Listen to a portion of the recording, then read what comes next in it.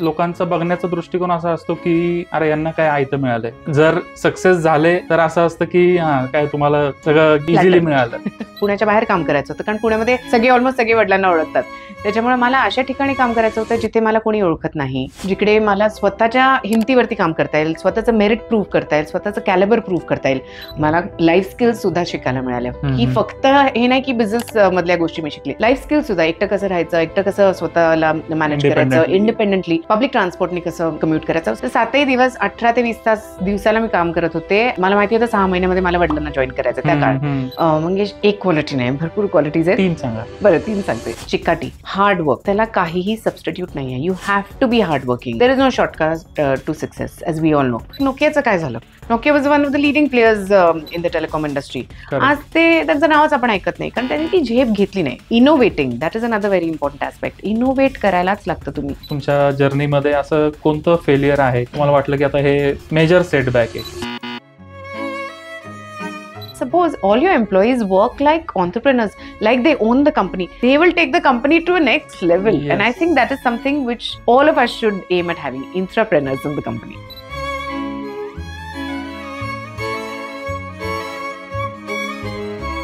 नमस्कार मित्रांनो, मी मंगेश कुलकर्णी.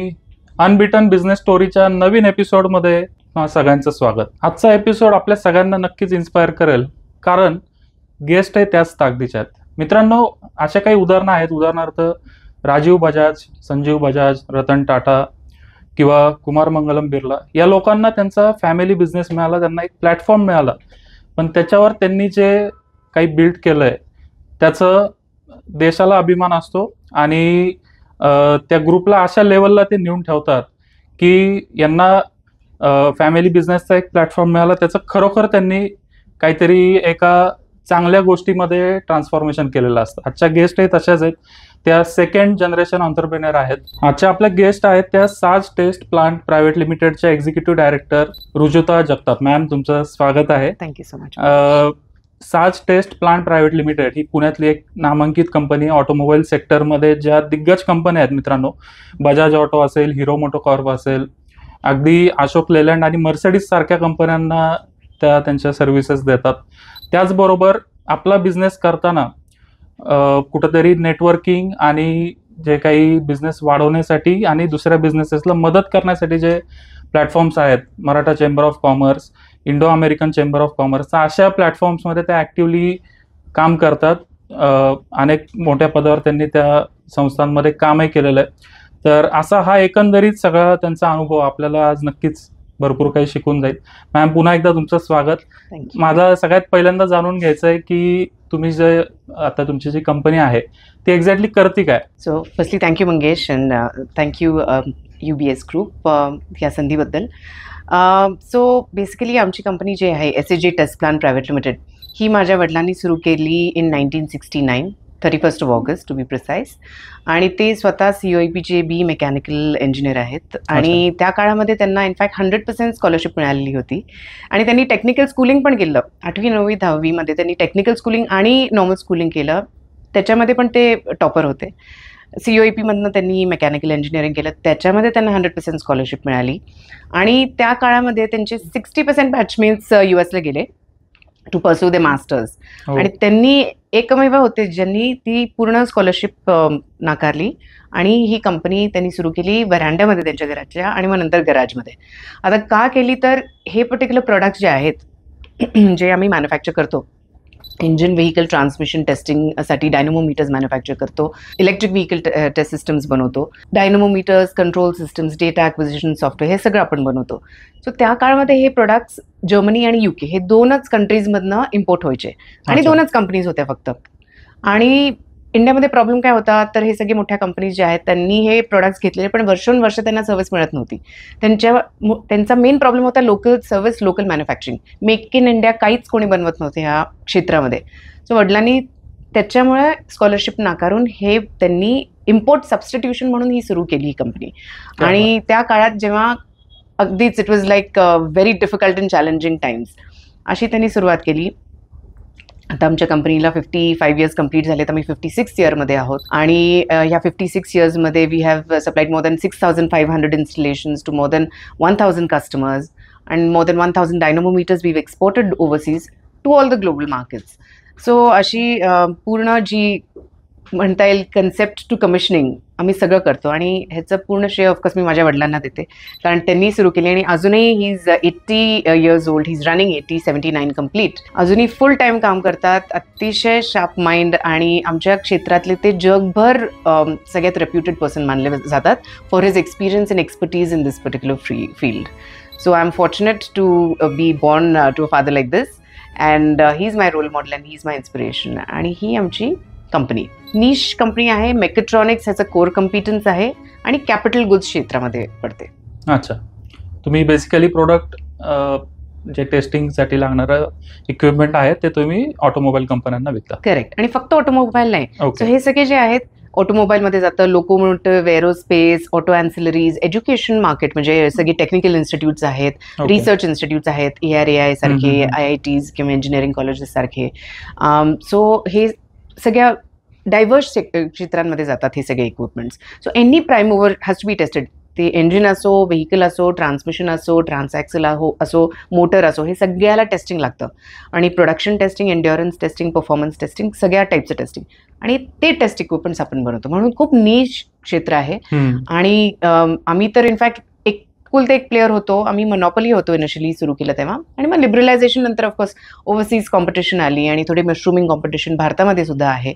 त्याच्यामुळे तरी पूर्ण एंड टू एंड प्रोडक्ट्स आम्ही 650 बनवतो. प्रोडक्ट्स जे पॉसिबली आम्ही एकटेच आहोत तेवढे प्रोडक्ट्स बनवणार आहे, आणि एकटे आहोत जे 6500 इन्स्टॉलेशन्स दिलेत भारतामध्ये आणि परदेशात सुद्धा. एक महत्त्वाचा मुद्दा असा असतो की म्हणजे माझे बरेच मित्र असे आहेत जे सेकंड किंवा थर्ड जनरेशन ऑन्टरप्रेन्योर आहेत, आणि ज्या वेळेला आम्ही बसतो त्यावेळेला त्यांचं एक कायम असं एक दुःख असतं की ज्या वेळेला आम्ही बिझनेसमध्ये एंट्री करतो त्यावेळेला लोकांचा बघण्याचा दृष्टिकोन असा असतो की अरे यांना काय आयतं मिळालंय. जर सक्सेस झाले तर असं असतं की हां काय तुम्हाला सगळं इझिली मिळालं, आणि अनफॉर्च्युनेटली त्यांना जर फेलियरला सामोरं जावं लागलं तर असं असतं की अरे जे मिळालं तेही तुम्हाला टिकवता आलं नाही. तर हे मला असं वाटतं की एक वेळ फर्स्ट जनरेशन ऑन्टरप्रेन्योर होणं खूप सोपं आहे, कारण तो काही जोपर्यंत सक्सेसफुल होत नाही तोपर्यंत कोणाला कळत नाही. पण एस्पेशली ज्यांना फॅमिली बिझनेसची लिगसी मिळाली तर त्यांना हे बर्डन असतं. तर तुमचं ज्यावेळेला तुम्ही या बिझनेसमध्ये आलात तर हा तुमचा एक्सपिरियन्स कसा होता, एस्पेशली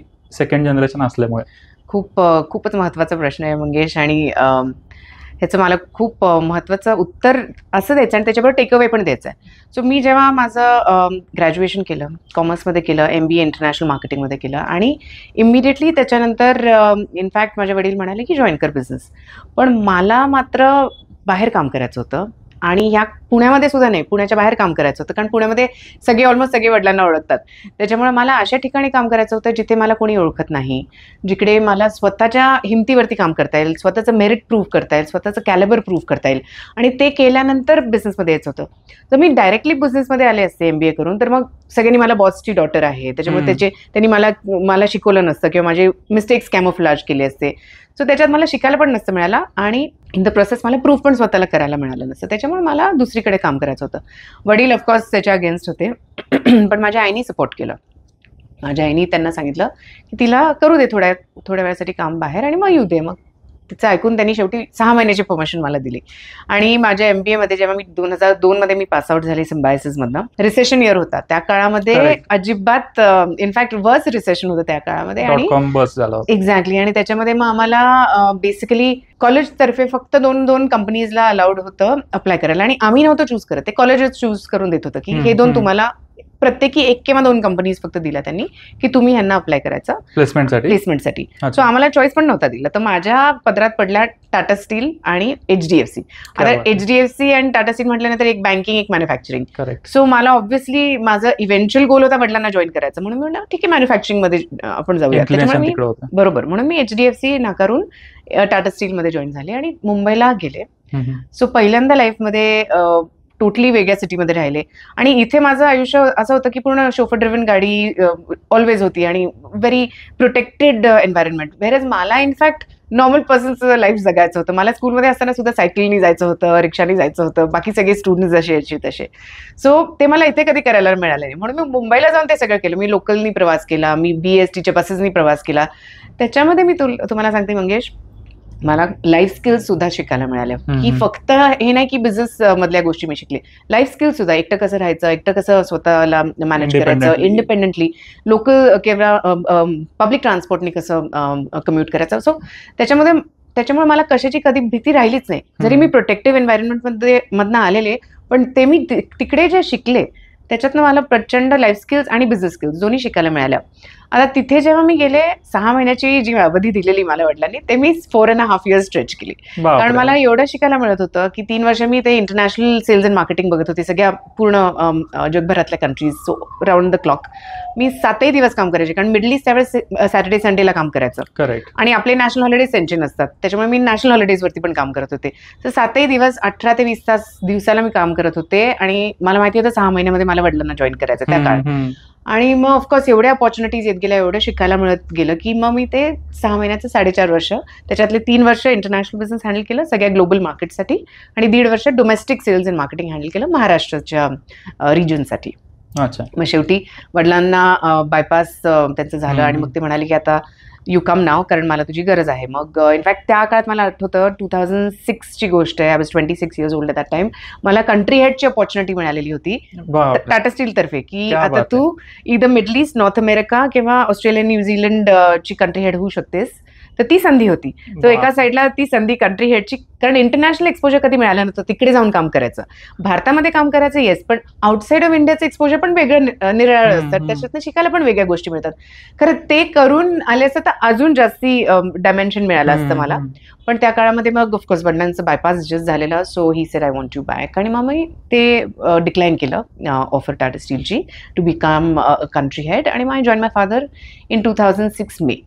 आणि तेव्हा पण मी डायरेक्टली वरती नाही गेले, मी पहिले मला शॉप फ्लोअरवर काम करायचं होतं. मी माझं अजून एक गोष्ट कोइन्सिडेंटली अशी आहे की मी नॉन टेक्निकल पर्सन आहे in the technical world. Even Tata स्टीलमध्ये मेटलॉजी होतं, करेक्ट, आणि आमच्या बिझनेसमध्ये मेकॅट्रॉनिक्स आहे, आणि दोन्हीकडे मी इंजिनियर नव्हते, म्हणून मी शॉप फ्लोअर लेवलपासून काम करायला लागले.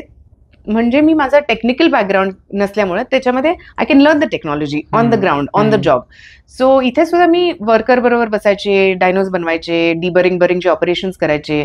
सो त्याच्यामध्ये एक तर मला शिकायला पण मिळालं, दुसरी गोष्ट माझा रॅपो पण चांगला झाला वर्कर्स बरोबर, आणि ते होणं पण खूप गरजेचं असतं, बिकॉज सगळ्या तुमच्या लोकांबरोबर तुमचा रॅपो असलाच पाहिजे. कारण शेवटी people are the assets, true assets of your company. Absolutely. You have to take them along. आणि त्याच्यामध्ये I am anyways a people's person. So मला कधीही ते डिफरन्शिएट करायला आवडत नाही की I am the boss, you are the subordinate. Never. I think everybody is equal and everybody is a family to me. Like this is my extended family, the company. So त्याच पद्धतीने मी काम केलं. मग मी पहिले शॉप फ्लोअरवर काम केलं, आणि मग त्याच्यानंतर मग मी इनफॅक्ट मी केबिनमध्ये पण नाही बसायचे, मी बाहेर सगळ्यांबरोबर बसायचे. मग शेवटी माझ्या वडिलांनी खूप वर्षानंतर म्हटलं की तू केबिनमध्ये बसत जा, बिकॉज लोकांना जर तुझ्याशी वन ऑन वन बोलायचं असेल, डिस्कस करायचं असेल, काहीतरी कॉन्फिडेन्शियल, ते बाहेर करता येत नाही. मग मी केबिनमध्ये बसायला लागले. सो अशी सुरुवात झाली. आणि माझे रोल मॉडेल ऑफकोर्स माझे वडील होते, आणि त्यांची पद्धत थोडी वेगळी, ते हँड होल्डिंग करत नाहीत किंवा असं शिकवत नाहीत, ते ओशनमध्ये टाकतात आणि तुम्ही पोहायला शिकायचं. आणि मी तसं शिकले, आणि त्यांना ऑब्झर्व करून शिकले. सो त्यांनी असं हँड होल्ड करून कधी शिकवलं नाही, पण त्यांना ऑब्झर्व करून ते कसे, ते काय मुद्दे मांडतात, ते काय कसे स्ट्रॅटेजी वापरतात, त्यांना ऑब्झर्व करून मी भरपूर शिकले. So definitely that has been my journey so far in the second generation. Challenges आले ऑफकोर्स, फर्स्ट जनरेशनचे चॅलेंजेस जसे तुम्ही म्हणाला ते निराळे असतात, ते त्यांच्या काळात तर अजून होते, आमचे चॅलेंजेस वेगळे. पण बिकॉज मी बाहेर काम केलेलं त्याच्यामुळे मला ॲक्सेप्टन्स जरा जास्ती मिळालं इकडे. आणि कसं आहे की तुम्ही जेव्हा एम्प्लॉईच्या शूमध्ये काम करून पहिले आलाय, मी 4.5 वर्ष एम्प्लॉई म्हणून काम केलेलं आहे, मग एम्प्लॉयर म्हणून आले, त्याच्यामुळे I can empathise with my employees. दोन्ही पर्स्पेक्टिव्ह असतात, त्याच्यामुळे त्याचा मला खूप फायदा झाला. आणि म्हणून मी हे आवर्जून सांगेन, जे फॅमिली बिझनेसेसमध्ये पडायचं म्हणतात स्टुडंट्स जे आता शिकतात आणि MBA मास्टर्स काही करत असतील, त्याच्यानंतर तुम्ही फॅमिली बिझनेस असला तरीही ॲटलिस्ट 3 ते 4 वर्ष बाहेर काम केलं पाहिजे, may be in the same kind of industry that your company belongs to. So तो एक्सपिरियन्स पण रेलेव्हंट राहतो, आणि it will be immensely useful to your businesses. हे माझं स्ट्रॉंग ॲडवाईस राहील. करेक्ट. आणि मेन सगळ्यात तुम्ही जे म्हणालात ते त्या व्यक्तीला दोन्ही पर्स्पेक्टिव्ह मिळतात, एम्प्लॉई आणि एम्प्लॉयर. ते मला वाटतं जास्त महत्वाचं आहे. अगदी अगदी. तुम्ही आता जवळपास मला असं वाटतं 19-20 वर्ष म्हणजे या तुमच्या ओन बिझनेस मध्ये आहात. तर असा कोणता तुमच्या या करिअर मधला हाय पॉइंट आहे की असं वाटलं तुम्हाला की अरे ही माझी, तुम्हाला वाटलं किंवा तुमच्या वडिलांना वाटलं की हायएस्ट अचिव्हमेंट आहे तुमची वैयक्तिक? माझी ॲक्च्युली कसं झालं की जेव्हा मी जॉईन केलं, आम्ही engine vehicle transmission test equipments बनवत होतो आणि मी एकटी नाही बिझनेसमध्ये. आम्ही 4 सिबलिंग्स आहोत, ज्याच्यापैकी आम्ही 3 बिझनेसमध्ये आहोत. त्याच्यातनं मी आणि भाऊ फंक्शनल एरियामध्ये आहोत. तर त्याच्यामुळे मग जेव्हा मी जॉईन केलं बिझनेसला, त्यावेळेस इंजिन व्हेकल ट्रान्समिशन बिझनेस चालूच होता, पण कस्टमाइज स्पेशल टेस्टिक्स ॲड केल्या. सो त्याच्यामध्ये बेसिकली कस्टमाइज स्पेशल टेस्टिक्स काय असतात, तर अगदी दे डिस्क्रीट मॅन्युफॅक्चर आणि ते अगदी कस्टमरच्या रिक्वायरमेंट्सला कस्टमाइज करून आपण बनवतो. ते स्टँडर्ड प्रोडक्ट्स नसतात. तर त्याच्यासाठी बेसिकली आम्ही आमची मेकेट्रॉनिक्सची जी कोर कम्पिटन्स आहे ती लेव्हरेज करून आम्ही ते प्रोडक्ट्स बनवले. तर तो बेसिकली प्रोडक्ट बेस एक्सपॅन्ड केला, कस्टमर बेस एक्सपॅन्ड केला, त्याच्यानंतर ॲप्लिकेशन बेस एक्सपॅन्ड केला.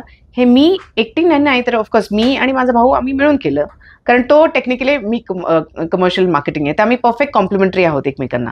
त्याच्यामुळं आम्ही हे दोघांनी मिळून वाढवला आणि it added a lot in terms of customer base as well as application आणि डायव्हर्स पोर्टफोलिओ. सो त्याच्यामुळं ते वाढवलं, एक्सपॅन्ड केलं. आणि ऑफकोर्स सप्लायर डायव्हर्सिटी अवॉर्ड पण मिळाला कमन्सतर्फे आणि भरपूर अवॉर्ड्स मिळत गेले आम्हाला for doing fantastic work with the customers as well as an MSME. So आम्ही जे बेसिकली आमच्या भारतामध्ये फक्त नाही पण भारताच्या बाहेर पण जी झेप घेतली त्याच्यामध्ये आम्ही खूप इनरोड्स केले आणि आमचं जॉईंट व्हेंचर पण होतं. सो वडिलांनी 69ला सुरू केलं. 80 to 97 आमचं जॉईंट व्हेंचर होतं त्या UK कंपनी बरोबर. कोणती कंपनी होती? ती फ्रूट नावाची कंपनी होती. त्याच्याबरोबर जॉईंट व्हेंचर केलं आम्ही, कारण आम्हाला basically to reinvent the wheel करण्यापेक्षा we wanted to jump the technology curve. आणि आम्ही 60% होतो, ते 40% होते. आणि त्याच्यामध्ये द ब्युटी वॉज की आम्ही ते सगळे प्रोडक्ट्स आफ्टर आम्ही का जॉईंट व्हेंचर नंतर सोडलं, कारण आम्हाला एक्सपोर्ट करायला अलाउड नव्हतं. म्हणून आम्ही 97 नंतर एक्सपोर्ट सुरू केलं. जरी कंपनी 69ला एस्टॅब्लिश झाली, आमचं एक्सपोर्ट फुटप्रिंट सुरू झाला 97 नंतर. आणि त्यांना पण आम्ही एक्सपोर्ट करत होतो of course. So of course under NDA. But the point was की ती झेप जी आम्ही घेतली आणि त्याच्यानंतर आम्ही almost multiple models of dynamometers we added to the portfolio because we got the technology transfer done, we have the patents for life. So त्याच्यामध्ये आमचा प्रोडक्ट पोर्टफोलिओ एक्सपॅन्ड झाला, कस्टमर बेस एक्सपॅन्ड झाला, ॲप्लिकेशन बेस एक्सपॅन्ड झाला आणि आम्हाला भरपूर awards laurels त्याच्यासाठी मिळत गेले. आणि I would say I don't take the complete credit, but it's always a team effort आणि ऑफकोर्स आमच्या वडिलांचं गायडन्स आणि आशीर्वाद आहेतच. So that is important. Yes. बऱ्याचशा केसेसमध्ये आपण असं बघतो, म्हणजे आता तुमचा एक्सपिरियन्स असा आहे की तुम्ही जसं मी मगाशी म्हटलं तसं एका मोठ्या कंपनीमध्ये सिनियर पोझिशनला तुम्ही काम केलं आहे आणि सेकंड इनिंग्समध्ये तुम्ही स्वतःचा बिझनेस, फॅमिली बिझनेस रन करताय. तर इन जनरल कॉर्पोरेट जर्नीमध्ये किंवा ॲज अ ऑन्टरप्रेन्युअर जे लोक सक्सेसफुल होतात, म्हणजे तुम्ही स्वतः सक्सेसफुल आहात आणि तुम्ही असंख्य लोक बघितलेले आहेत ज्यांना सक्सेस मिळाला आहे. तर तुम्हाला असं काय वाटतं की कोणती अशी एक क्वालिटी असते की जी या सगळ्या लोकांमध्ये कॉमन आहे आणि जे आता ॲस्पायर करतायत तर त्यांनी ती क्वालिटी जास्तीत जास्त त्याच्यावर काम करण्याची गरज आहे? म्हणजे एक क्वालिटी नाही, भरपूर क्वालिटीज आहेत. 3 सांगा. बरं 3 सांगते, तरी ते पण कमी आहेत, पण ठीक आहे, मी 3 महत्त्वाच्या सांगते. एक तर आहे ऑफकोर्स पर्सिव्हिरन्स, चिकाटी, हार्ड वर्क. त्याला काहीही सबस्टिट्यूट नाही आहे. You have to be hard working. There is no shortcut to success as we all know. So त्याच्यामुळे मी वडिलांना बघितलेलं आहे, ते म्हणजे लहानपणी ते मला आठवतच नाही ते घरी कधी यायचे, because he used to work 24/7. आणि त्यांनी हे वरांड्यात सुरू केलं, गॅरेजमध्ये सुरू केलं त्याच्यानंतर, आणि मग एकट्यांनी उभारलं आहे सगळं. आणि इंजिनिअरिंग कॉलेजमध्ये 1.5 पानाचं फक्त माहिती आहे ह्या टेक्नॉलॉजीबद्दल, 1.5 पानाची. त्याच्यावरनं यांनी पूर्ण उभी केली कंपनी एवढी मोठी.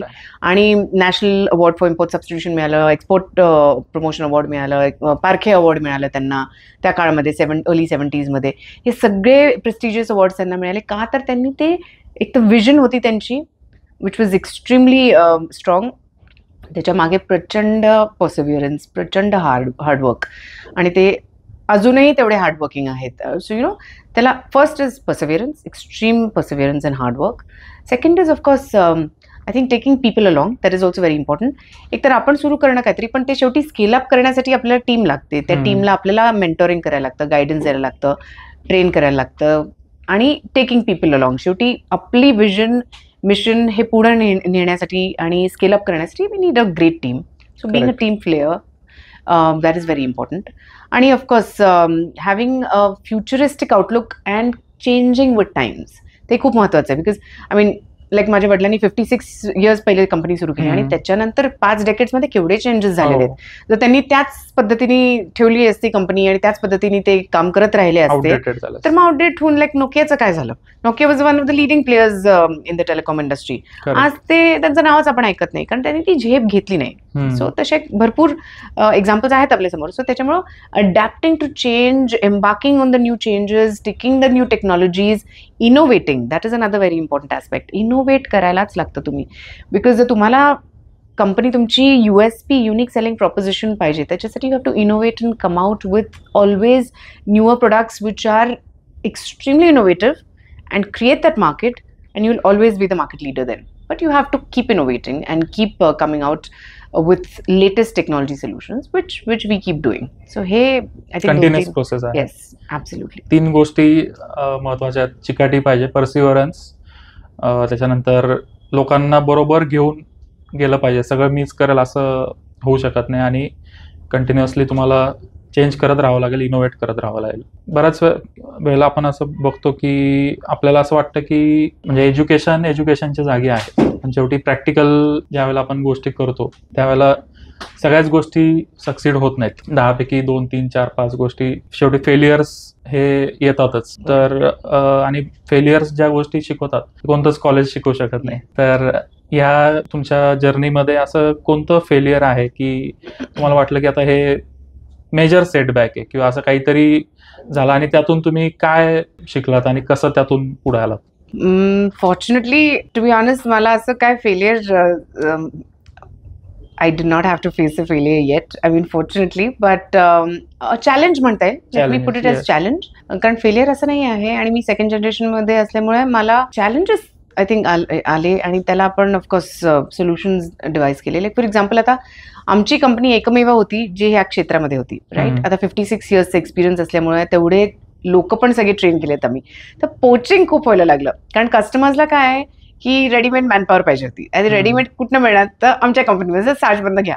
सो असे मला वाटते 56 इयर्समध्ये आपण खूप लोक गमावले टू कस्टमर्स. आता कस्टमर्सकडे गेले तरी ठीक आहे, कॉम्पिटिटर्सकडे लकीली कमी गेले पण हे तर आपण थांबवू शकत नाही. आणि त्याच्यामुळे कसं की पूर्वीची हे होती ट्रेंड की ग्रॅज्युएट ट्रेनी लेवलला जॉईन करायचे आणि मग रिटायर त्याच कंपनीमध्ये व्हायचे. आता तो ट्रेंड चेंज होत चाललाय, आपण बघतो सगळीकडेच बघतो. तो चॅलेंज आहेच. आणि काय होतं आमच्या क्षेत्रामध्ये एक तर रेडीमेड मॅनपॉवर आम्हाला चालत नाही बिकॉज आय मीन आम्हाला मिळणारच नाही. निश असल्यामुळे आम्हाला कॉलेजमध्ये डायरेक्टली घेऊन युजफुल आहे असं नाहीये. आम्हाला घेऊन आम्हाला त्यांना ट्रेन करायला लागतं, त्याच्यानंतर ऑन द जॉब ट्रेनिंग द्यायला लागतं आणि त्याच्यानंतर ते युजफुल म्हणजे कॉन्ट्रीब्यूट करायला लागतात. तर अशी मॅनपॉवर आम्ही कस्टमर्सनी पोच केली, कॉम्पिटिटर्सनी पोच केली. That was a challenge. कारण ते पूर्वीच्या काळात एवढं होत नव्हतं. माझ्या वडिलांच्या काळात ऑफकोर्स आमच्या काळात होतंय ते आणि ते सगळीकडेच होते, फक्त आमच्या कंपनीमध्ये नाही. तर त्याच्यामध्ये मग आम्ही काय सुरू केलं तर आम्ही ऑब्व्हियसली स्वतः आम्ही हे MSBTs बरोबर टायअप केले. सो MSBT म्हणजे डिप्लोमा इंजिनिअरिंग कॉलेजेस जे आहेत त्यांच्याबरोबर आम्ही ट्रेनिंग प्रोग्राम सुरू केले. सो त्याच्यामध्ये ते MSBTचे जे प्रोफेसर्स आहेत ऑलमोस्ट 30 प्रोफेसर्स कम एव्हरी क्वार्टर आणि आमच्याकडे एक 3-4 दिवसाचा ट्रेनिंग प्रोग्राम असतो ज्याच्यामध्ये त्यांना थिअरॉटिकल आणि प्रॅक्टिकल ट्रेनिंग दिलं जातं.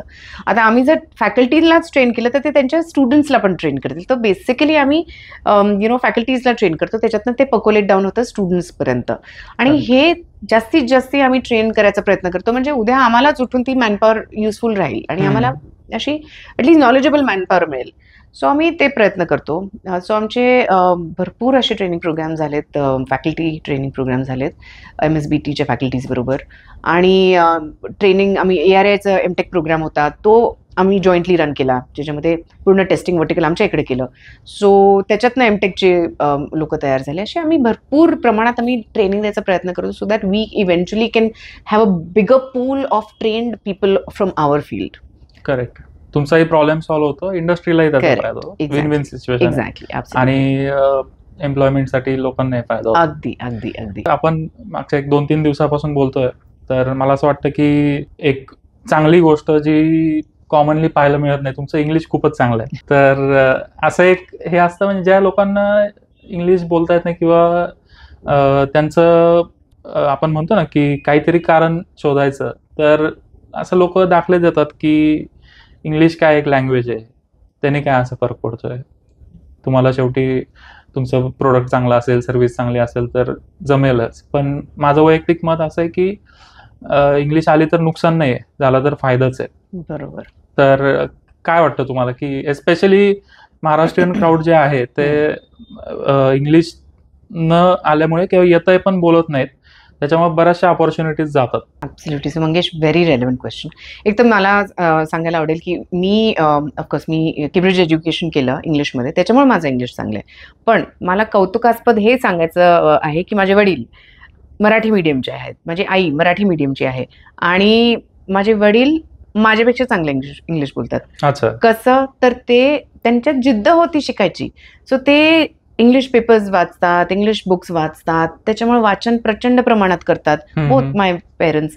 आणि त्यांचं इंग्लिश आणि व्होकॅब्युलरी हे दोन्ही माझ्यापेक्षा चांगलं आहे. जेव्हा की मी केम्ब्रिज एज्युकेशन मध्ये शिकली, म्हणजे I have been in English education, म्हणून मला यायलाच पाहिजे. पण त्यांना जे मराठी एज्युकेटेड आहेत त्यांना माझ्यापेक्षा सुंदर येतं इंग्लिश. म्हणजे he is a classic example for all those who are in fact ज्यांनी इंग्लिश मीडियममध्ये शिकले तरी इंग्लिश बोलत नाहीत, त्यांना हे क्लासिक एक्झाम्पल, उदाहरण आणि रोल मॉडेल माझे वडील आहेत. कारण असे कित्येक लोक आहेत त्यांच्या काळातले जे मराठी मीडियममध्ये एज्युकेटेड होते पण आता उत्कृष्ट इंग्लिश बोलतात. बिकॉज आणि शक्य आहे तर कसं करायचं, इंग्लिश वाचन करायचं प्रचंड प्रमाणात.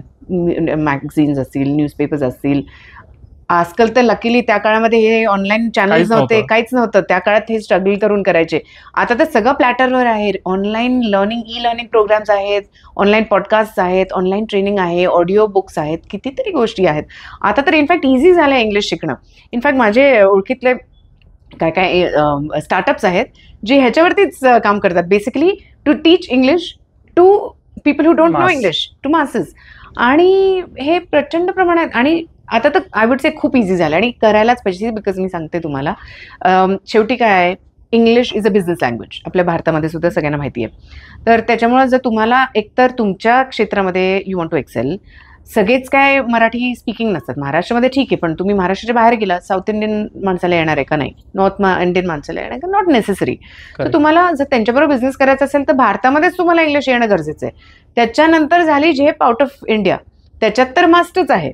सो तुम्हाला चॉईस नाहीच आहे. इव्हन भारतामध्ये जर तुम्हाला कोशात महाराष्ट्रामध्येच बिझनेस करायचा असेल तर ठीक आहे, मग तुम्हाला मराठी चालून जाईल. पण तुम्हाला महाराष्ट्राच्या बाहेर बिझनेस करायचा असेल तरी तुम्हाला इंग्लिश लागणारच आहे. त्याच्यामुळे त्याला काय ऑप्शन नाही, it is a mandate and it is a necessity. त्याच्यामुळे ते शिकणं गरजेचं आहे आणि आता प्रचंड ॲव्हेन्यूज आहेत शिकायला. तर त्याच्यामुळे तुम्हाला जर बिझनेस करायचा असेल भारतामध्ये पण उत्कृष्ट प्रमाणात आणि आउटसाईड ऑफ इंडिया, इंग्लिश येणं गरजेचं आहे. आणि खूप ॲव्हेन्यूज आहेत शिकायच्या, as I just told you. त्याच्यामुळे please I would request everybody to learn English. आणि ॲडव्हान्टेज मिळतो ना आपल्याला, मराठी येतं, हिंदी येतं, इंग्लिश येतं, हे 3 लँग्वेजेस तर आपल्याला येतात. त्याच्यामुळे इनफॅक्ट भारताला खूप ॲडव्हान्टेज मिळतो. आता मी परदेशात ट्रॅव्हल करते तर मी सगळीकडे, म्हणजे पूर्ण जग नाही फिरले पण बऱ्यापैकी आय हॅव कवर्ड बिझनेस ट्रिप्समध्ये. त्याच्यामध्ये ब्राझीलमध्ये रिसेंटली गेले. अतिशय हार्डवर्किंग देश, अतिशय हुशार देश, पण 90% लोकांना इंग्लिश येत नाही. मी तर म्हणेन 95% लोकांना येत नाही. त्याच्यामुळे काय होतं, त्यांना अनफॉर्च्युनेटली ती इकॉनॉमी तेवढी पुढे गेली नाहीये जेवढी जाऊ शकते. कारण लोक हुशार आहेत, लोक हार्डवर्किंग आहेत, पण इंग्लिश येत नाही. तर तो बॅरियर झाला. एक्झॅक्टली, तो बॅरियर झाला. आपल्याला तो बॅरियर नाही आहे भारतामध्ये. चायनामध्ये तो बॅरियर आहे. कितीतरी ऍक्च्युअली इकॉनॉमीज आपल्या पुढे जाऊ शकतात जर फक्त त्यांना इंग्लिश आलं तर. भारतामध्ये लकीली इंग्लिश बऱ्यापैकी लोकांना येतं. सो सगळ्यांना चाललं तर बघा कुठे जाईल आपला देश. So we should all at least basic level English यायलाच पाहिजे. आणि विदिन इंडिया पण असंच आपण कम्पॅरिझन केलं तर साऊथचे जे स्टेट्स आहेत, केरळ म्हणा किंवा तामिळनाडू, तर हे स्टेट्स कम्पॅरेटिव्हली म्हणजे ते लोक हार्डवर्किंग आहेत, पण वन ऑफ द रिझन त्यांना सक्सेस मिळतं त्याचं हे इंग्लिश एक कारण आहे. त्यामुळे मित्रांनो, पर्याय नाही, तुम्हाला शिकावं लागेल. मॅमने ज्या टिप्स दिल्या ते फॉलो करा, काम चालू करा. हे या डिबेटमध्ये पडू नका, इंग्लिश आलंच पाहिजे.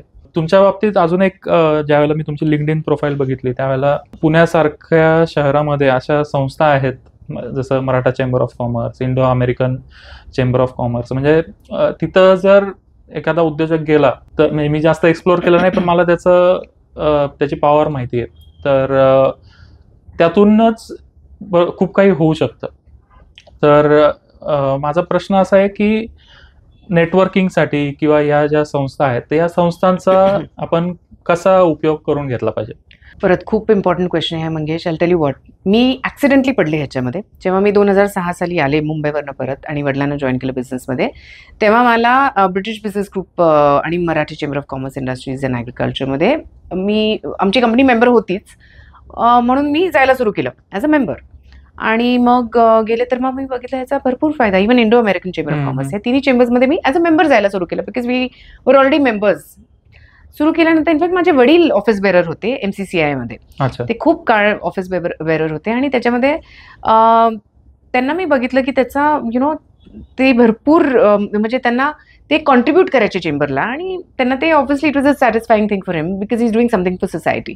मग मी मेंबर होते आणि मग मी त्याच्यामध्ये इनिशियली सुरू केलं तेव्हा मग मी कॉन्फरन्सेस अटेंड करायचे, त्यांचे डेलिगेशन मीट्स अटेंड करायचे, ऑटोमोटिव्ह रिलेटेड जे काय असायचं ते मी अटेंड करायचे. मग हळूहळू लोकांनीच मला बघितलं की मी ही सिन्सिअर आहे, ही करू शकेल, म्हणून त्यांनी मला मग एक्झिक्युटिव्ह कमिटीमध्ये पुल केलं, मग चेअरपर्सन. आणि मला हे म्हणायला आवडेल, I think because I think तो फर्स्ट आहे माझ्या क्रेडिटसाठी, की MCCI जे आपल्या पुण्यातलं सगळ्यात मोठं चेंबर ऑफ कॉमर्स आहे, त्याला ऑलमोस्ट 4,000+ मेंबर्स आहेत. त्याच्यात 93 इयर्स ओल्ड चेंबर आहे तो आता. आणि त्याच्यामध्ये इनफॅक्ट जेव्हा मी 2016 मध्ये त्याची बोर्ड मेंबर झाले, I was the first woman to get on to the board of MCCI. आता चेंबर ऑलरेडी तो आय थिंक 80+ इयर्स एक्झिस्टन्स मध्ये होता या, आणि तरीही एक काही एवढ्या चांगल्या आपल्याकडं स्टॉलवर्ट विमेन ऑन्टरप्रेनर्स होत्या त्या काळात सुद्धा, पण कोणी ते म्हणजे गेलेच नाही कोणी बोर्डवरती. सरप्राइझिंग, मला पण सरप्राइझिंग होतं. त्याच्यामुळे मी म्हणजे I was pulled in to it. मी स्वतः नाही अप्लाय केलं, त्यांनी मला इलेक्ट करून घेतलं. त्याच्यामुळे I was the first woman to get on to the board of MCCI. In 2016, I served the term for 8 years. Upper limit 8 years. आणि मी बॅक टू बॅक 8 years केले, म्हणजे कंटिन्युअसली 8 years केले, आणि that is upper limit for one stretch. मग तुम्ही step down करून मग परत येऊ शकता. आता मी एक्झिक्युटिव्ह कमिटीवरती आहे आता ह्या ऑक्टोबर पासून. आणि इंडो अमेरिकन चेंबरमध्ये तसंच I was the first woman to become the chairperson in 2020. आणि त्याच्यामध्ये सुद्धा there was no woman who had become a chairperson for more than 60 years. तो पण सरप्राइझिंग ॲस्पेक्ट होता. आणि आता मी जस्ट रिसेंटली जानेवारीमध्ये, म्हणजे 2-3 महिन्यापूर्वीच मी ब्रिटिश बिझनेस ग्रुपची चेअरपर्सन झाली आहे. आता मी हे का सांगतेय तर चेंबर्सचा फायदा काय होतो. सो पहिली गोष्ट तर ऑफकोर्स मी जेव्हा सुरू केलं चेंबरमध्ये, I started as a member and then I became the board member.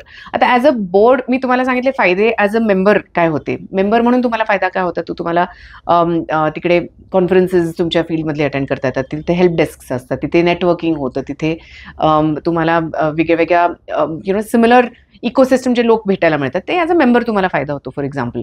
आणि ॲज अ बोर्ड मेंबर आम्ही मेंबर्ससाठी कामं करतो. ही सगळे प्रो बोनो रोल्स आहेत. आम्हाला ह्याच्यासाठी we don't get paid for this. In fact, we pay the highest fees for it. So actually, we are doing this as a service to society.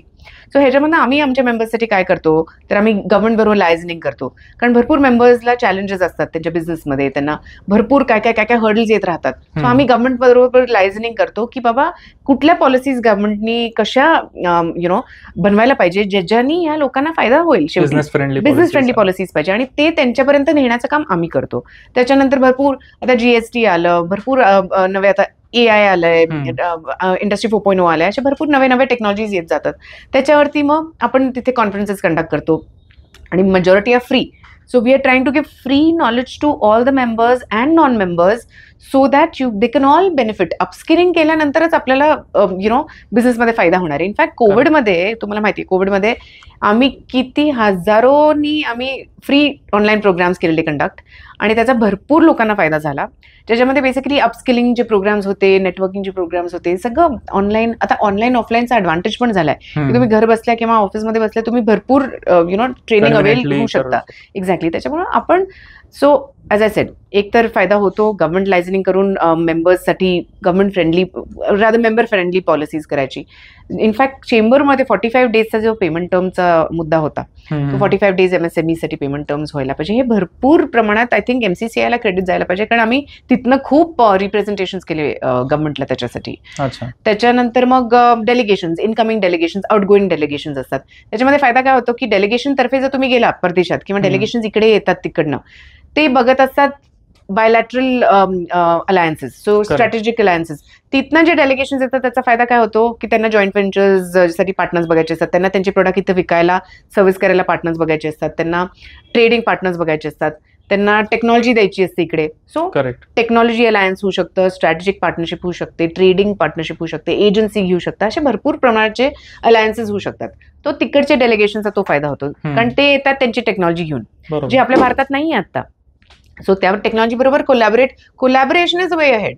So collaboration करून आपलं झेप जी आहे, inorganic growth कशी होते, collaboration through होते किंवा mergers and acquisition through होते, right. So collaboration जर आपल्याकडे येत आहेत इंडियाला, सगळे everybody is looking up to India, ते सगळे इकडे येतात.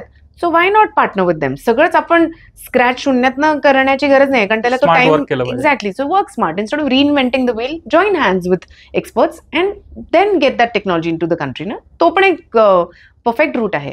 सो ते आपण करतो. मग आउट गोईंग डेलिगेशनचा फायदा काय होतो? सपोज मी MSME आहे, मी कधी पुण्याच्या बाहेर पण बिझनेस नाही केलाय, किंवा मे बी भारतभर बिझनेस करते पण कधी भारताच्या बाहेर काय नाही केलं. सो डेलिगेशनचा फायदा काय होता? If I go to a delegation आणि तो US ला गेलं डेलिगेशन सपोज, तिथे डायरेक्टली सगळं व्यवस्थित ऑर्गनाईज केलं जातं. चेंबर्स बरोबर मीटिंग्स असतात, तिकडच्या कंपनीज बरोबर मीटिंग्स असतात, तिकडच्या बिझनेसच्या लोकांबरोबर मीटिंग्स असतात, ज्यांना अलायन्सेस करायचे ते लोक शोधत असतात. एक्झॅक्टली. सो जसं इनकमिंग डेलिगेशनचा फायदा तसा आउट गोईंगचा पण आहे, ज्याच्यामध्ये आपण तिथे जाऊन आपलं बिझनेस सुरू करू शकतो किंवा तिथे अलायन्सेस करू शकतो किंवा एक्सपोर्ट सुरू करून तिकडे ग्रो करू शकतो.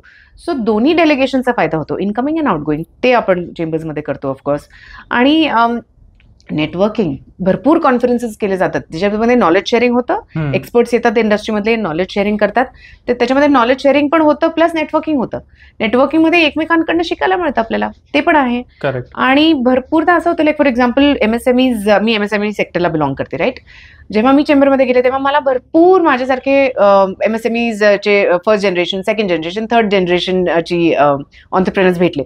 सो कधी कधी माझ्याकडे सोल्युशन असू शकतं तुमच्या प्रॉब्लेमला, तुमच्याकडे सोल्युशन असतं माझ्या प्रॉब्लेमला. So instead of racking your brains and wasting your time and finding a solution, जर मी networking through you make friends आणि they help you, they welcome you in to the company to see they benchmark practices, असा एकमेकांना प्रचंड प्रमाणात फायदा होतो. आणि शेवटी कलेक्टिव्ह प्रुडन्सनी आणि कलेक्टिव्ह एकमेकांना मदत करूनच तर आपल्याला पुढे जायचंय. सो त्याचा पण खूप फायदा होतो. आणि ते मी बघितलं आणि मी भरपूर लोकांना कनेक्ट पण करून दिले. म्हणजे माझी ती एक हॉबी आहे, कारण मी एवढ्या चेंबर्समधून आता एवढ्या लोकांना भेटली आहे आणि म्हणजे माझं नेटवर्क बऱ्यापैकी आता चांगलं निर्माण केलं, त्याच्यामुळे मला लोकांना कनेक्ट करायला आवडतं.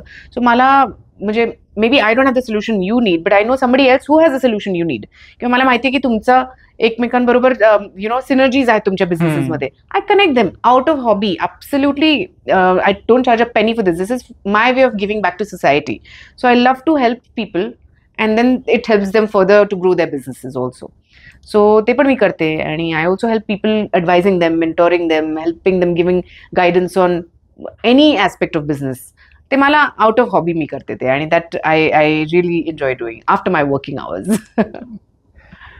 खरोखर चांगले प्लॅटफॉर्म म्हणजे. आणि त्यात पण असं होतं, म्हणजे माझंच एक्झाम्पल आहे, माझी कंपनी रजिस्टर्ड आहे, जसं तुम्ही म्हणाला 4,000 पैकी पण मला वाटतं 5-10% लोक ऍक्च्युअली त्याचा फायदा करून घेत असतील. तर हे प्लॅटफॉर्म्स आहेत, अगदी नॉमिनल फीज मध्ये अगदी चांगले प्लॅटफॉर्म मिळतात, त्याचा आपण फायदा करून घेतला पाहिजे आणि ऍक्टिव्हली त्याच्यामध्ये टाइम इन्व्हेस्टमेंट केली पाहिजे. किमान आठवड्यातून एकदा जाऊन जर तिथं फिजिकल प्रेझेन्स आपण हे केला, तर जसं इंग्लिशचं आहे की आली तर नुकसान होणार नाही, तसंच नेटवर्किंगचं आहे की नेटवर्किंगमुळे कोणाचं नुकसान झालं असं इनफॅक्ट होणार नाही, तसं होणारच नाही. आणि आता तर गरज आहे नेटवर्किंग. तुमचा बिझनेस सुंदर असेल, तुमचा प्रोडक्ट अमेझिंग असेल, extremely good product, extremely good service, extremely good everything, पण जर लोकांना माहितीच नसेल तर मग त्याचा फायदा काय आणि कसं स्केल अप होणार, राईट. सो नेटवर्किंगचा फायदा ह्याच्यासाठी पण होतो की तुम्हाला एक तर मी तुम्हाला एक फायदा सांगितला, दुसरा मल्टिपल फायदे आहेत त्याचे. स्काउटिंग वेंडर्स अँड कस्टमर्स, मला नवे वेंडर्स तिकडनं मिळू शकतात, मला कस्टमर्स नवे मिळू शकतात, ह्याचा पण तर बिझनेस नेटवर्किंगचा फायदा होतो. तर तो तुम्ही कोशात बसला आणि नाही गेला बाहेर तर ते होणारच नाही आणि तुमची ग्रोथ होणार नाही, लोकांना कळणारच नाही. एक्झॅक्टली. ओव्हरऑल इकोसिस्टमसाठीच नेटवर्किंगचा फायदा. आणि पूर्वी जो मार्केटिंग अव्हेन्यूज होते, एक्झिबिशन्स मध्ये पार्टिसिपेट करणं किंवा ब्रोशर्स, वेबसाईट, प्रेझेंटेशन, ते सगळं आहे, पण आता networking is a faster way of doing it as well. तो तर it's an important element. So there is no substitute to networking, it is a must. तुम्ही MSME आणि त्यातल्या त्यात मॅन्युफॅक्चरिंग सेक्टरला रिप्रेझेंट करताय. तुमच्या समोर नरेंद्र मोदी बसलेत असं समजा, तर एक गोष्ट तुम्ही काय मागाल की आमच्यासाठी या MSME साठी ही गोष्ट करायलाच पाहिजे? खूपच महत्वाचं आहे आणि मी सगळीकडे सांगत असेल, मी इथेही सांगेन. आता तो मगाशी जो मी मुद्दा काढला 45 डेज पेमेंट टर्म, हा गव्हर्नमेंटनी फक्त पेपरवरती आणला, अच्छा. त्याचं इम्प्लिमेंटेशन होत नाही आता. MSMEजला कॅश फ्लोचा प्रचंड प्रॉब्लेम होतो. आता मी तुम्हाला उदाहरण देते. गव्हर्नमेंटनी हे रूल काढला. सो त्यांनी जेव्हा ते टेंडर्स पब्लिश करतात, गव्हर्नमेंट ऑर्गनायझेशन्स, करेक्ट. त्यांच्याच टेंडर्समध्ये payment terms are 100% after dispatch, आणि ते पण खूप काळानंतर, म्हणजे ऍडव्हान्स नाही. त्याच्यानंतर आमच्यासारख्या कंपनीजला काय लागतं, स्टॅगर्ड पेमेंट टर्म्स लागतं. ऍडव्हान्स लागतो पीओच्या अगेन्स्ट, त्याच्यानंतर मग डिझाईन अप्रुव्हलच्या वेळेस थोडं लागतं, डिस्पॅच अगेन्स्ट लागतं, मग इन्स्टलेशन कमिशनिंगच्या अगेन्स्ट. काहीही दिलं जात नाही. Directly after dispatch 90 days, after dispatch 180 days, तेव्हा पेमेंट दिलं जाईल. आणि ते पण त्यांचे रूल्स अँड रेग्युलेशन्स पण अजून ते वर्षोनवर्ष पुढे एक पोस्टपोन करतात पेमेंट, आणि तुम्ही काहीच करू शकत नाही. आणि हे प्रायव्हेट कंपनीज पण करतात, गव्हर्नमेंट कंपनीज पण करतात. 45 सो प्रायव्हेट कंपनीजमध्ये त्यांचे पेमेंट टर्म्स असतात. ते म्हणतात ही आमचे पेमेंट टर्म्स आहेत, तुम्हाला एक्सेप्ट करायचं आहे, तुम्हाला धंदा करायचा तर हे एक्सेप्ट करा, नाहीतर we have others who will do business with us. तर आर्म ट्विस्ट केलं जातं बेसिकली. सो MSMEजला प्रचंड त्याचा त्रास होतोय, कॅश फ्लो त्याच्यामुळं हॅम्पर होतं. सो जर 45 डेजचं पेमेंट टर्म फक्त पेपरवर आल्यात, ते तुम्ही अंमलात आणा ना. Private companies, tenders, government tenders, everywhere it should be 45 days. That's it, period. दुसरा पेमेंट टर्मच नको. 45 पण त्याचा खूप आहे. एक्झॅक्टली, 45 पण खूप आहे, पण ठीक आहे, चलो तेवढं पण मान्य करायला तयार आहे. एक्झॅक्टली, पण ते पण होत नाही. आणि त्याच्यामुळं मी म्हणेन स्ट्रॉंगली, जे पेपरवर आणले तुम्ही ते इम्प्लिमेंट व्हायला पाहिजे. आता अजूनही होत नाहीये, and we are all suffering as MSMEज. आणि Modi government has to look at it. And फक्त 45 डेज बघण्यापेक्षा ऍडव्हान्सचं काय, because 45 days after dispatch, what capital goods मध्ये कसं असतं, values of orders are big, आणि कॅपिटल गुड्स मध्ये तुम्ही एवढं सगळं इन्व्हेस्ट नाही करू शकत पीओ स्टेजला, कारण वेंडर्स तुमचे जे असतात ते ऍडव्हान्स मध्ये सगळे पैसे घेतात 100%. तुम्हाला वेंडर्सला पेमेंट करण्यासाठी ऍडव्हान्स तर लागेलच ना. बरोबर. इम्पोर्टेड वेंडर्स तर इनफॅक्ट अजिबात पीओच्या स्टेजला 100% त्याला लागतं इम्पोर्ट्स मध्ये. सो सपोज माझ्या प्रोजेक्टमध्ये इम्पोर्टेड 50% इम्पोर्टेड आयटम्स असतील, drive, motors, power analysers, DC power sources for example, हे सगळे इम्पोर्टेड आयटम्स असतात. ते मी घेत असेल, त्यांना 100% मला पेमेंट द्यायचं आहे, राईट, ऍट पीओ स्टेज. पण मला नाही मिळत, मला 45 डेज नंतर, सपोज 45 डेज इम्प्लिमेंट झालं पुढच्या काळामध्ये, मला 45 डेज नंतर मिळणार आहे. What about my capital that I need at the advance stage?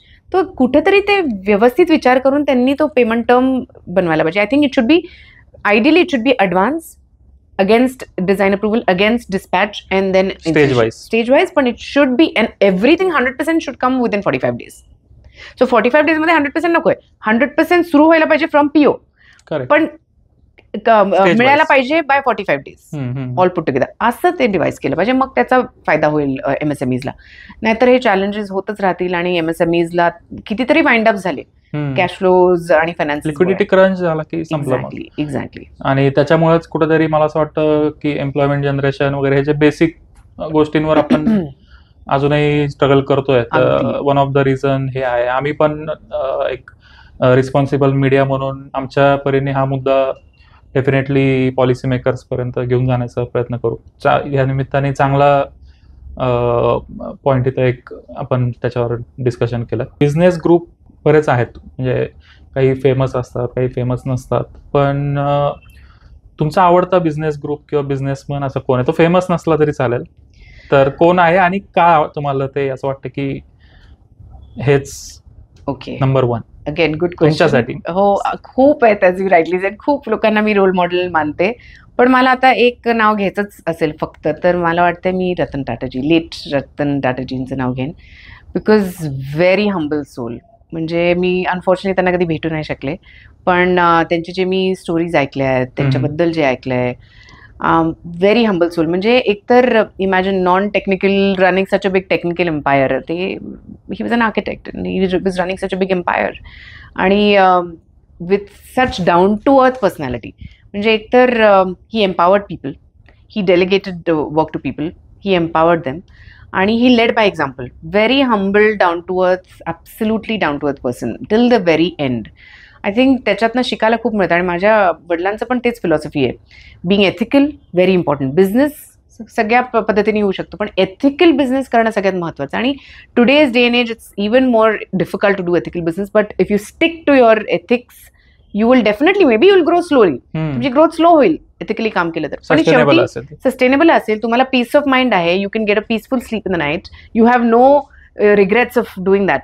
So आम्ही पण मे बी बिझनेसमध्ये आम्ही एवढं ग्रो नसेल झालो जसे बाकी ग्रो झाले, कारण आम्ही पहिल्यापासून एथिकल बिझनेस केला. आणि तो परत, so that is another similar trait with mister Ratan Tata, late Ratan टाटाजी, because he was always strong on ethics.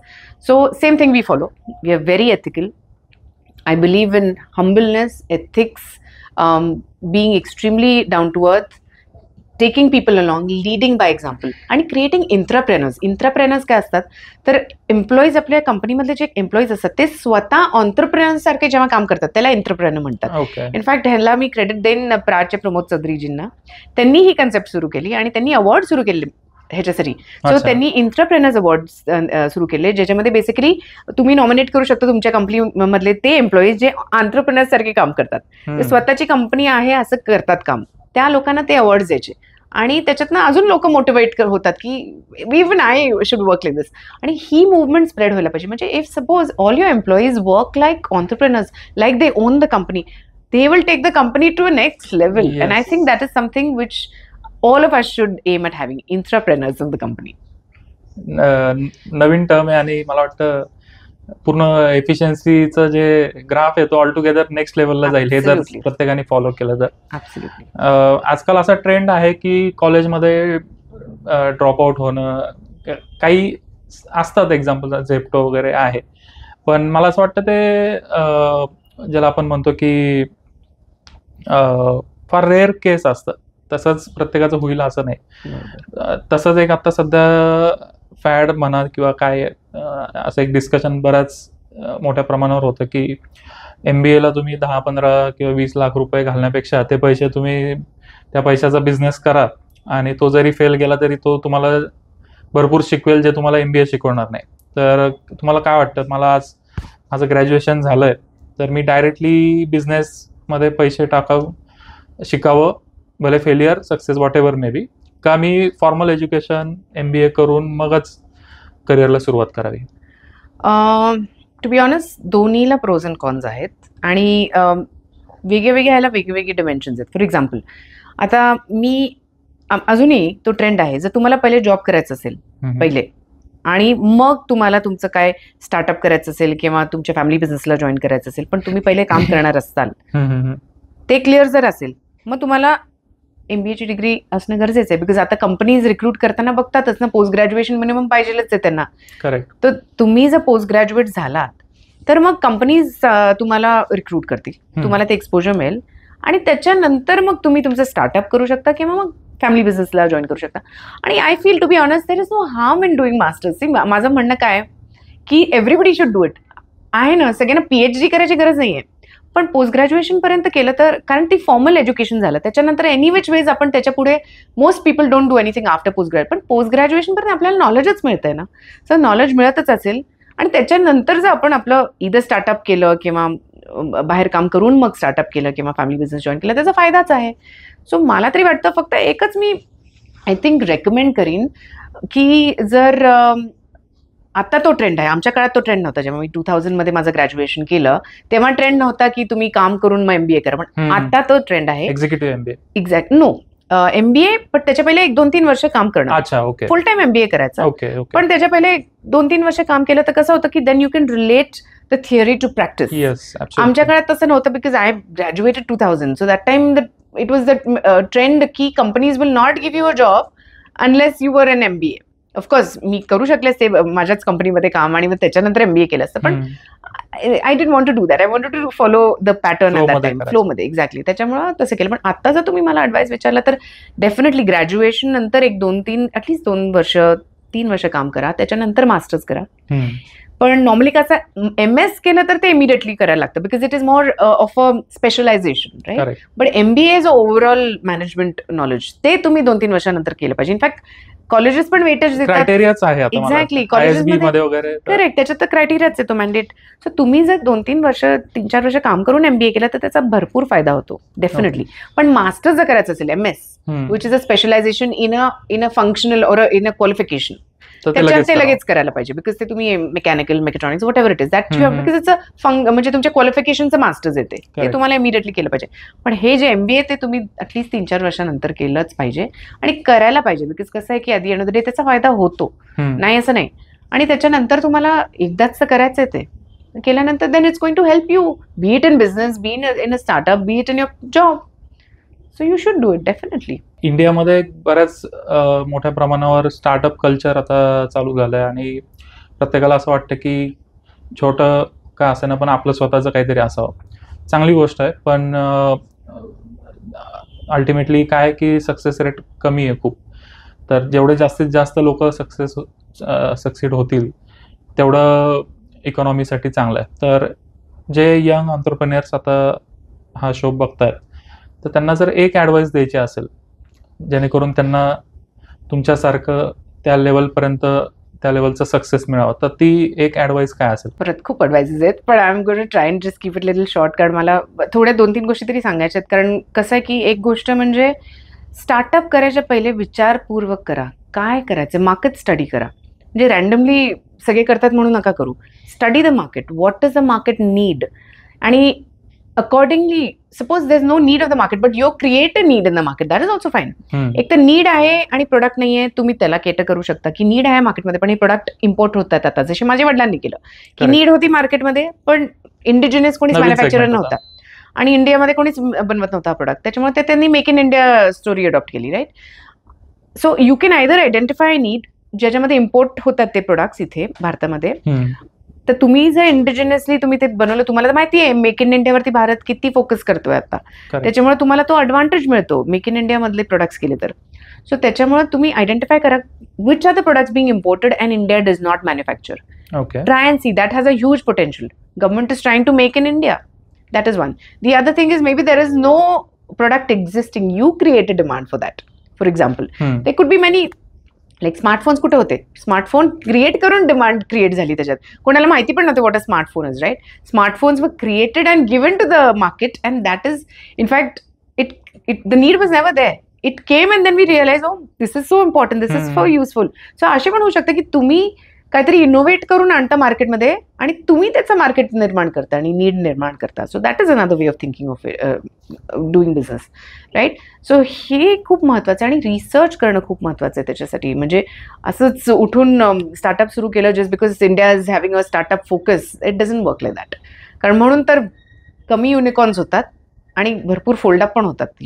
स्टार्टअपचं folding अपचं प्रमाण जास्त आहे, युनिकॉर्नचं प्रमाण कमी आहे, खूप कमी. त्याच्यामुळे हे खूप महत्त्वाचं आहे की तुम्ही, आणि त्याच्यासाठी कितीतरी मेंटॉर्स अवेलेबल आहेत. आता मी तुम्हाला थोड्या वेळापूर्वी जे बोलले MBA, त्याच्यात अजून एक मी विसरले सांगायचं. MBA मध्ये आमच्या काळात नाही पण आता मी बघते ना, मी खूप कॉलेजेसला बोलायला टॉक्स द्यायला जाते, भरपूर गेस्ट लेक्चर्स ऑर्गनाईज केले जातात. जेव्हा जे मोठे मोठे स्टॉलवर्स, जे सक्सेसफुल एंटरप्रेन्योर्स आहेत, युनिकॉर्न्स आहेत, ते येऊन बोलतात स्टुडंटची. तुम्हाला तिथे बसल्या बसल्या तुम्हाला त्यांच्याकडनं नॉलेज मिळतं की ह्यांनी कशी सुरू केली, ह्यांचे काय चॅलेंजेस होते. So you get a lot of exposure to not only knowledge but also to experts who are actually success stories today.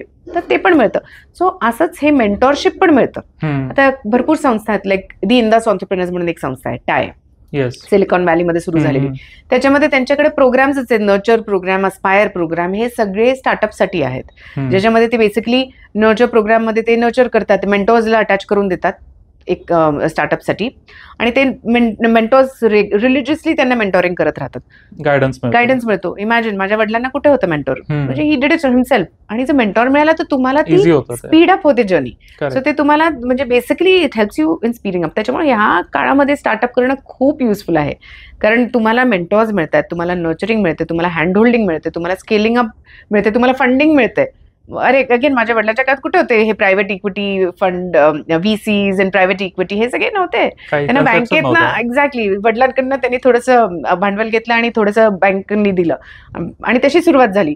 जो इथे तर आता प्लॅटरवर मिळतं. If you have a right business plan, if you can pitch it well, you will get funding. So funding द्यायला लोक, in fact भरपूर लोकांचा हा बिझनेसच आहे, ते बाकी काही नाही, इन्व्हेस्ट करतात प्रॉमिसिंग कंपनीजमध्ये, प्रॉमिसिंग स्टार्टअप्समध्ये ते इन्व्हेस्ट करतात, कारण त्यांनी इन्व्हेस्ट केलं तर त्यांचा रिटर्न्स पण हाय मिळतो ना. त्याच्यामुळे there are companies like VCs, PEs, all of these, they are only looking for promising startups, but you have to have a great idea, you have to have a great business plan, you have to have a vision, and a mission, everything very well worked out with a research at the background. That is very important. हे सगळं करून, आणि खूप ॲव्हन्यूज आहेत जसं मी तुम्हाला म्हटलं, एक्सपर्टशी भेटा, एक्सपर्टशी बोला, भरपूर आहेत लोक ज्यांना नॉलेज द्यायचं असतं. So all that has to be done and then you get in to it, then it will be definitely successful. प्रत्येक एपिसोडच्या शेवटी आम्ही असं म्हणतो की 1 महिना MBAचं कॉलेज अटेंड केल्यावर जे तुम्हाला शिकायला मिळेल, कदाचित तेवढंच तुम्हाला अनबिटन बिझनेस स्टोरीच्या एका एपिसोडमधून शिकायला मिळतं. आणि मला असं वाटतंय की आजच्या एपिसोडमध्ये 1 महिन्याचं MBA नाही, पण 3 months of equivalent of MBA आम्हाला शिकायला मिळालं. तर माझ्यासाठी पण पर्सनली खूप फ्रुटफुल होता हा टाइम. तुमच्या वडिलांना खूप चांगली हेल्थ आणि लॉंग लाईफ मिळावं आणि तुम्हाला आणखीन मोठा सक्सेस मिळावा. थँक्यू. तुम्ही आम्हाला वेळ दिलात त्याबद्दल. Thank you Mangesh, thank you so much. Thank you. नमस्कार मित्रांनो, आज मी माझी जर्नी एक्सप्लेन केली ऑन अनबीटन बिझनेस स्टोरीज, आणि हे मी सगळ्यांना सांगेन की ऑफकोर्स ऑडियन्सला, की जास्तीत जास्त प्रमाणात हे बघा आणि अशा अमेझिंग स्टोरीज कव्हर करतायत अनबीटन बिझनेस स्टोरीजमध्ये. त्यांनी भरपूर वेगवेगळे journeys, first generation, second generation, entrepreneurs from different walks of life सगळ्यांना कव्हर केलेलं आहे. त्याच्यामुळे त्यांना फॉलो करा, ह्याचा तुम्हाला फायदा होतोय. फ्री प्लॅटरवरती तुम्हाला ऐकायला मिळत आहेत फर्स्ट हँड स्टोरीज, आणि तुम्ही बघा, तुमच्या फ्रेंड्सला सांगा, तुमच्या इकोसिस्टममध्ये सांगा, जास्तीत जास्त स्प्रेड करा. I think it's a great initiative by unbeaten business stories. I will tell a lot of people to watch, and at the same time I'll tell a lot of people to come and talk over here as well, because there's so many people that I know who are doing fantastic work out there. First generation असेल, second generation असेल, वेगळ्या क्षेत्रातले लोक आहेत, fantastic काम करतायत. Watch all the episodes, they're all free. People that you know who have done great work in their life in different walks of life, please request them to come and talk about their stories so that it can be brought out to the world and the world can benefit from it. Thank you.